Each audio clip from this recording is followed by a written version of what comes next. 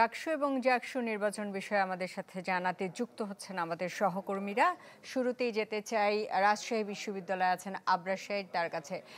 আবরার, অনিবার্য কারণবশত বলা হয়েছে, সেই অনিবার্য কারণটা কি আপনার জানা আছে? জানাবেন পরিস্থিতি। অনিবার্য কারণ বলতে মূলত প্রশাসন যে তথ্যটি দিয়েছে, গত কয়েকদিন থেকে এখানে শিক্ষক কর্মকর্তা কর্মচারীদের একটি ধর্মঘট চলছিল মূলত পোষ্য কোটা পুনর্বহালের দাবিতে, এবং গতকাল তারা পূর্ণ দিবসেতে কাজ করেনি, ফলে হলগুলোতে মনোনয়নের ফর্ম সেটি বিতরণ করা যায়নি বলে দাবি করেছেন। এরই মধ্যে আমরা দেখেছি বিশ্ববিদ্যালয়ে বেশ কিছু রাজনৈতিক দলের সংগঠনের ছাত্র যারা রয়েছেন নেতারা, তারা এসেছেন, প্রশাসনের সাথে আলাপ আলোচনাও করেছেন। মূলত তাদের কাছ থেকে জানতে চাই যে হুট করে এই মনোনয়ন ফর্ম বিতরণ পিছিয়ে দেয়াকে আপনারা কিভাবে দেখছেন, আপনাদের মন্তব্য কি? আসলে আপনারা ইতিমধ্যে অবগত হয়েছেন যে মনোনয়ন ফর্ম বিতরণ স্থগিত করছে। আসলে প্রশাসনের যারা দায়িত্বে আছে বা নির্বাচন কমিশনাররা, তারা আমাদের কোনো প্রকার কনসার্ন তারা নিচ্ছেন না। তাদের নিজের মতো স্বৈরাচারের প্যাটা নেই, স্বৈরাচারের যে ধরন ছিল ঠিক সেইভাবেই তারা সেই কায়দায় নিজেদের মতো করে তারা মনোনয়ন তফসিল ঘোষণা করছে এবং মনোনয়ন পত্র বাতিল করছে।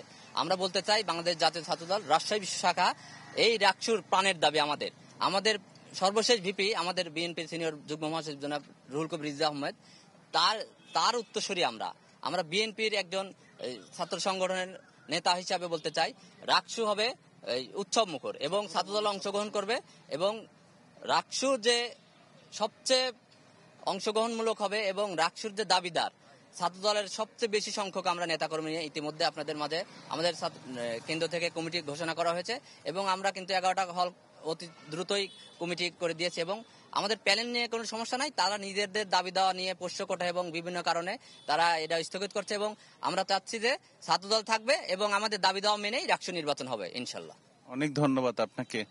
সুস্মিতা, শুনছিলেন যে তারা একেবারে প্রস্তুত, তবে প্রশাসনের যে জটিলতা চলছে সেটি কাটিয়ে খুব দ্রুতই 15 সেপ্টেম্বরেই নির্বাচনটা অনুষ্ঠিত হলে শিক্ষার্থীদের জন্য ভালো। এ ছিল মূলত রাজশাহী থেকে রাকসু নির্বাচনের খবর।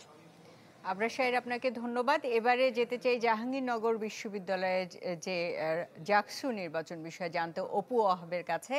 অপু, আগামীকাল শেষ হতে যাচ্ছে মনোনয়ন বিতরণের সময়সীমা, আপনার কাছে কি তথ্য আছে? হ্যাঁ সুস্মিতা, 33 বছর পর জাকসু নির্বাচন অনুষ্ঠিত হতে যাচ্ছে।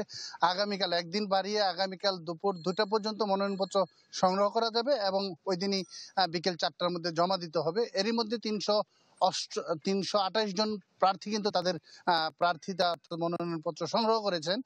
তো যেহেতু দীর্ঘ সময় পর নির্বাচন হচ্ছে, এজন্য কিন্তু উৎসাহ, উদ্দীপনা, উৎকণ্ঠা, প্রস্তুতি সবকিছুই কিন্তু অতিরিক্ত চলছে।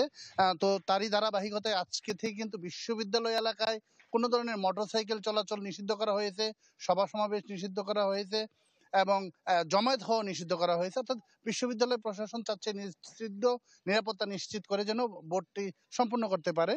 এর বাইরে প্রার্থীরা এবং বিভিন্ন সামাজিক যে ছাত্র সংগঠনগুলো রয়েছে তারা কিন্তু কাজ করছে। এখন পর্যন্ত কোনো দলই, কোনো ছাত্র সংগঠন কিন্তু তাদের প্রার্থিতা ঘোষণা করতে পারেনি, অর্থাৎ তাদের প্যানেল ঘোষণা করতে পারেনি, কিন্তু তারা কাজ করছে।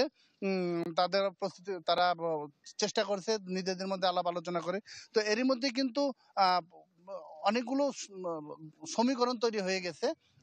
বিভিন্ন ছাত্র সংগঠনগুলো তারা তাদের মধ্যে পদ নিয়ে বা কে কোন পদে প্রার্থী হবে এগুলো নিয়ে ডিভিশন চলছে।